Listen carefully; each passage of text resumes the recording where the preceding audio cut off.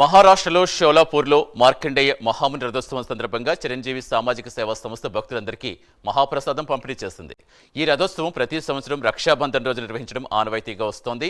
శ్రీనివాస్ ఇంద్రయాదవ్, నరేష్ చెన్నా షెరాల్, అంబదాస్ చింతకింది ఆధ్వర్యంలో నిర్వహించిన ఈ కార్యక్రమంలో పవన్ కళ్యాణ్ ఫ్యాన్స్ అసోసియేషన్ షోలాపూర్ అధ్యక్షులు నాగరాజ్ కటకం, నటుడు ఆర్కే సాగర్ తదితరులు పాల్గొన్నారు. రథోత్సవంలో పవన్ కళ్యాణ్ అభిమానులు ఫ్లెక్సీలతో సందడి చేస్తారు.